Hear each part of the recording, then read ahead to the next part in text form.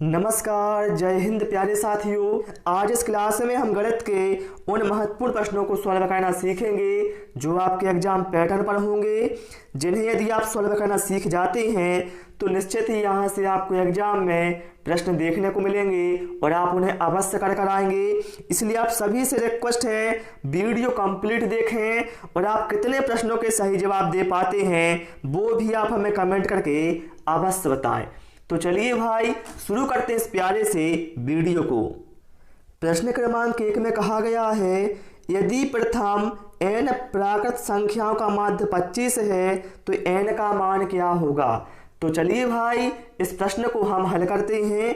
देखिए भाई आप लोग ध्यान रखना, प्रथम n प्राकृत संख्याओं का माध्य, इसके लिए फार्मूला होता है n + 1/2। ये होता है प्रथम n प्राकृत संख्याओं का माध्य। क्या होता है? n + 1/2। ठीक है, जिसका मान दिया है हमें 25 दिया है ना। इतना सभी को क्लियर हो गया। अब भैया इसका त्रिज्या गुणा कर दीजिए। त्रिज्या गुणा करेंगे तो क्या होगा? n + 1 बराबर कितना हो जाएगा? 25 × 2 मतलब 50 हो जाएगा। n बराबर कितना हो जाएगा? 1 का पक्षांतर हो जाएगा तो 50 ऋण 1 मतलब 49। तो यहां पर जो n का मान है वो कितना होगा? 49 होगा। ठीक है, यहां पर 49 की जगह पर 39 टाइप हो गया था, कोई बात नहीं, सुधार कर लेना। ऑप्शन डी में यहां पर 49 कर लेना जो हमारा करेक्ट आंसर हो जाएगा। ठीक है, कोई डाउट हो किसी को कमेंट बॉक्स में आप कमेंट करके पूछ सकते हैं। चलिए भाई प्रश्न क्रमांक 2 पर आते हैं।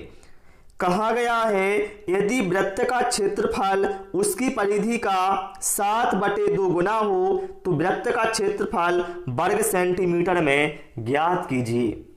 तो चलिए भाई शुरू करते हैं इस प्रश्न को हल करना। देखिए वृत्त का क्षेत्रफल क्या होता है भैया? वृत्त का क्षेत्रफल होता है πr² होता है ना, πr² होता है। और वृत्त की परिधि कितना होता है? 2πr होता है ना। तो यहां पर बोला गया है वृत्त का क्षेत्रफल मतलब πr², उसकी परिधि मतलब 2πr का कितना है? 7/2 गुना है। तो बीच में बराबर का चिन्ह लगा दिया। परिधि का कितना है? 7/2 गुना। तो हमने यहां पर 7/2 लिख दिया। इतना सभी को क्लियर हो गया। अब भाई ध्यान से देखना, पाई से पाई कैंसिल हो जाएगा ना। यहां पर 2 ऊपर है 2 नीचे है तो 2 कैंसिल हो जाएगा।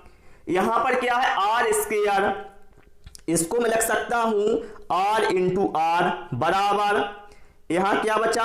r × 7। तो एक r से यहां पर एक r कैंसिल हो गया। तो यहां पर हमें क्या मिल गया? r बराबर 7। क्या हो गई? हमारी त्रिज्या कितनी आ गई है? 7। अब हमें क्या है? वृत्त का क्षेत्रफल बताना है। अब तो बहुत आसान हो गया ना भैया। वृत्त का क्षेत्रफल क्या होता है? πr² होता है। तो इसमें मान रख दो भैया।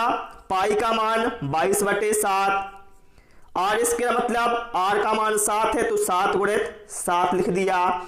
एक 7 से एक 7 कैंसिल हो जाएगा, बचेगा 22 × 7। 22 में गुणा करिए 7 का, 7 दूनी 14 का 4 बचा 1, 7 दूनी 14 और 1 15। 154 वर्ग सेंटीमीटर हमारे वृत्त का क्षेत्रफल होगा।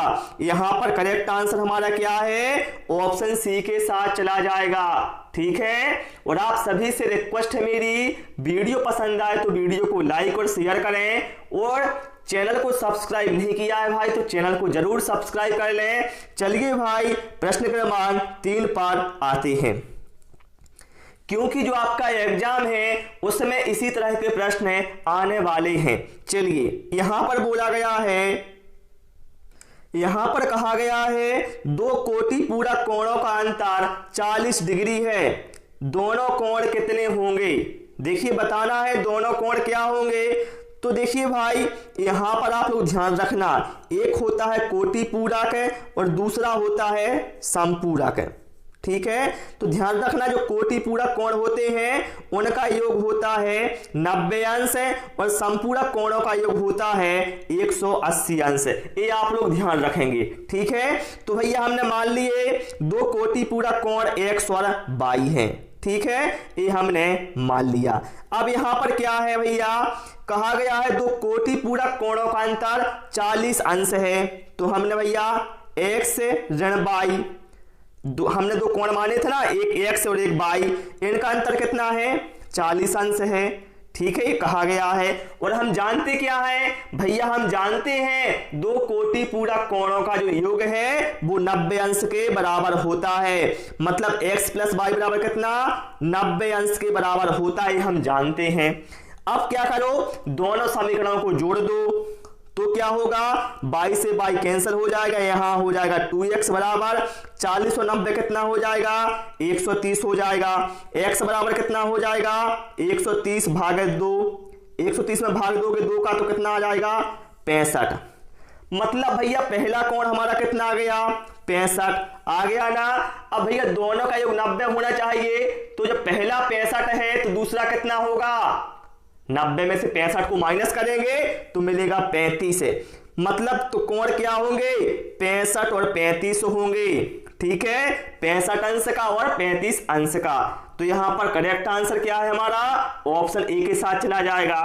ठीक है, चलिए इसके बाद आते हैं प्रश्न क्रमांक 4 पर। बहुत ही शानदार प्रश्न है और ऐसा प्रश्न आपके एग्जाम में 2 से 3 जरूर आएंगे सिंपलीफिकेशन के, इससे आप निश्चित रहें। यहां पर क्या है, सरल कीजिए, मतलब इसमें हमें सिंपलीफिकेशन करना है कि इसका मान क्या आएगा।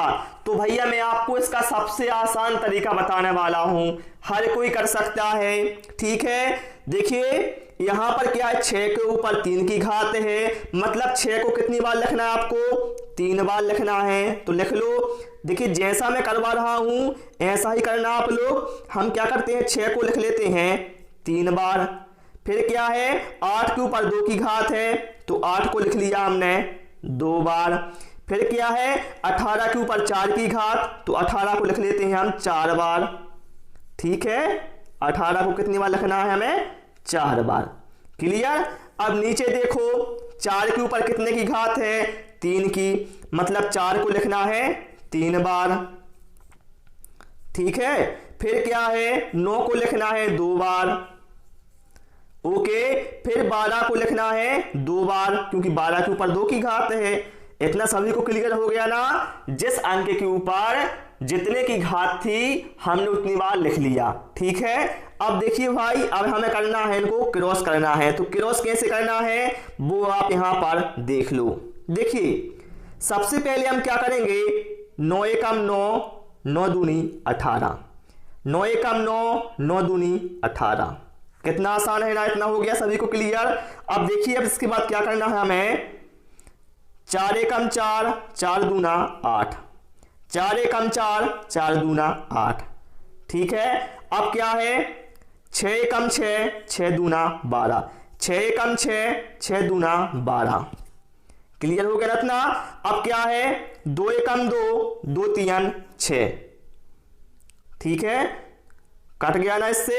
अब क्या बचा है, अब करो भाई आप 2 एकम 2, 2 दूना 4। ठीक है, अब 2 एकम 2, 2 इनाम 18, 2 एकम 1, 2 एकम 2 और 2 इनाम 18। देखिए नीचे कुछ भी नहीं बचा, नीचे का सब कुछ क्रॉस हो गया है। ऊपर क्या बचा है, जो कुछ बचा है सभी का गुणा कर दो। तो ऊपर क्या बचा है 3 बचा है, फिर बचा है 2 बचा है, फिर से 2 बचा है, फिर 2 बचा है। देखिए ये 3 2 हो गए, फिर क्या है 9 गुणित 9। देखिए 3 दूना 6, 6 दूना 12, 12 दूना 24, 24 गुणित 9 गुणित 9। तो गुणा कर दीजिए सभी का, मैं इसको अलग कर दूं, कितना हो गया हमारा 24 गुणित 9 गुणित 9। तो चलिए मैं इसको अलग कर देता हूं, क्या बचा था हमारा 24 गुणित 9 गुणित 9। तो पहले एक काम करते हैं हम सीधा 9 इनाम 81 हो जाए। देखिए ऐसा करते हैं, क्या करते हैं 24 गुणित 9 था तो 9 इनाम 81 हो जाएगा, तो 81 में गुणा कर देते हैं 24 का। ठीक है, तो 24 एकम 24 का 4, ठीक है, बचेगा 2। अब 24 अट्ठे कितना हो जाएगा, तो 25 अट्ठे कितना होता है, 25 अट्ठे होता है 200, तो 24 अट्ठे कितना होगा 192, 192 और 2 कितना हो जाएगा 194, मतलब 1944 यहां पर हमारा करेक्ट आंसर हो जाएगा ना। तो यहां पर राइट आंसर क्या है हमारा, ऑप्शन बी के साथ चला जाएगा। ठीक है, चलिए भाई प्रश्न क्रमांक 5 पर आते हैं। आप चाहे थे तो इस प्रश्न को आप वैसे भी कर सकते थे 6 को तोड़कर, लेकिन वैसे में क्या है आपको ओवर दिमाग लगाना पड़ता है ना, तो कुछ साथियों को प्रॉब्लम होती वैसे में, तो मैंने सीधा सीधा कर दिया है, सबसे अच्छा है ना। चलिए प्रश्न क्रमांक 5 पर आते हैं। यहां पर बोला गया है भाई 3 पेन 2 पेंसिल और 4 रबड़ का मूल्य 92 रुपए है तथा 8 पेंसिल और 16 रबड़ का मूल्य 68 रुपए है। 24 पेन का मूल्य क्या होगा। प्रश्न देखने में आपको कठिन लग रहा होगा भाई ये, लेकिन बहुत आसान है, बस आपको पता होना चाहिए इस प्रश्न को करना कैसे है। तो देखिए पहले प्रश्न में जो कहा गया है वो हम लिख लेते हैं।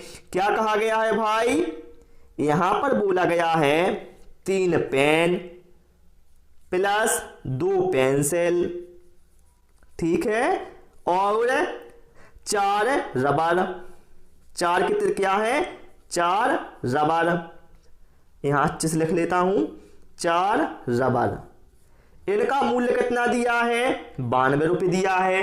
ये तो कहा गया है प्रश्न में, तो हमने लिख लिया। फिर क्या है भाई 8 पेंसिल और 16 रबड़ का मूल्य 68 रुपए है। क्या है 8 पेंसिल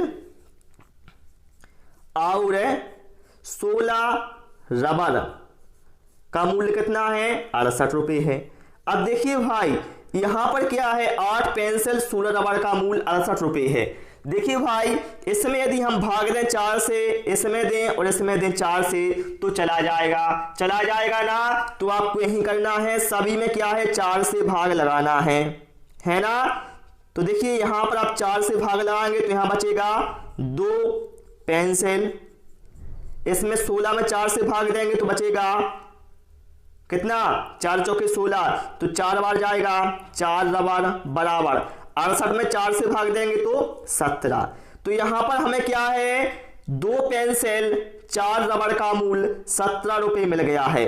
अब देखना भाई आप लोग यहां पर ध्यान से देखना, 2 पेंसिल 4 रबड़ का मूल्य हमें 17 रुपए मिल गया। अब देखिए पहला जो समीकरण था 3 पेन 2 पेंसिल और 4 रबड़, तो हम क्या करेंगे 2 पेंसिल 4 रबड़ जो यहां पर लिखा हुआ है इसकी जगह पर जो हमें मूल्य मिला है 17 रुपए वो हम लिख देंगे। ठीक है, तो क्या बन जाएगा देखिए 3 पेन बनेगा और 2 पेंसिल 4 रबड़ की जगह पर लिख देंगे हम 17 बराबर कितना हो जाएगा 92। तो 3 पेन बराबर कितना हो जाएगा 92 ऋण 17, तो 92 में 17 जाएगा तो बचेगा 75, बचेगा ना। तो 3 पेन की कीमत कितनी हो गई 75, तो भैया 1 पेन की कीमत कितनी होगी 75 भागित 3 मतलब 25 रुपए। अब भैया 1 पेन की कीमत कितनी है 25 रुपए हमारे पास आ गई है। अब हमें बताना है 24 पेन की कीमत। तो 24 पेन की कीमत कैसे निकालेंगे भाई, भैया 1 पेन की 25 रुपए है तो 24 पेन की कितनी होगी 24 गुणे 25, 24 गुणे 25 कर दो कितना हो जाएगा भाई, तो भैया यहां पर आंसर हो जाएगा हमारा 600 रुपए। कितना हो जाएगा 600 रुपए, यहां पर करेक्ट आंसर हो जाएगा ना। 24 गुणे 25 कितना हो गया 600 हो गया ना। और फिर भी यदि किसी को डाउट रहता है कोई भी, आप कमेंट बॉक्स में पूछ सकते हैं। ओके चलिए भाई इसके बाद आते हैं प्रश्न क्रमांक 6 पर। ठीक है, क्योंकि आपके एग्जाम में भाई ऐसे प्रश्न आने वाले हैं इसलिए मैं आपको ऐसे प्रश्न करवा रहा हूं। यहां पर बोला गया है निर्देश दी गई संख्या श्रेणी को हल करें। यहां पर क्या है 10, 30, 120, 360। तो यहां पर आप लोग एक बात ध्यान रखना, 30 के बाद क्या है संख्या, पहले क्या है 10 है, फिर 10 के बाद 30, 30 के बाद 120 है, फिर धीरे धीरे क्या 3600 पहुंच गई इसके बाद। मतलब यहाँ पर भाई ये हो रहा है जो संख्या है बहुत तेज गति से बढ़ रही है। तो जब भी आपको ऐसा लगे कि संख्या बहुत तीव्र गति से बढ़ रही है तो या तो वहां पर गुणा हो रहा है या फिर वर्ग वाला फंडा चल रहा है। तो यहां पर देखिए 10 में यदि हम 3 का गुणा करेंगे, देखिए यहां मैं इनको अलग से लिख लेता हूं, 10, 30, 120, यहां पर प्रश्नवाचक चिन्ह है और यहां पर है 3600। ठीक है, अब देखिए यहां पर भाई ये 10 में हम 3 का गुणा करेंगे तो कितना हो जाएगा, 10 तिया 30। 30 में यदि हम 4 का गुणा करें तो कितना हो जाएगा, 30 में 4 का गुणा करेंगे तो हो जाएगा 120। अब भैया देखिए यहां पर 3, यहां पर 4, फिर यहां पर भैया 5 आना चाहिए। तो 120 में 5 का गुणा करेंगे तो कितना हो जाएगा, 12 पंचे 60, तो 600 होना चाहिए। और 600 में भैया हम फिर 6 का गुणा करेंगे तो 3600 होना चाहिए। मतलब ये जो हमारा लॉजिक है वो बिल्कुल सही बैठ रहा है। तो यहां पर प्रश्नवाचक की जगह पर क्या है, 600 आएगा ना। तो यहां पर करेक्ट आंसर हमारा क्या होगा, ऑप्शन बी के साथ चला जाएगा। ठीक है, तो प्यारे साथियों आज इस क्लास में इतना ही। आपको क्लास कैसी लगी हमें कमेंट करके जरूर बताएं। क्लास पसंद आई वो सभी से रिक्वेस्ट है वीडियो को लाइक और शेयर करें। और यदि आपने चैनल को सब्सक्राइब नहीं किया है तो भाई चैनल को सब्सक्राइब करें। Thanks for watching this video.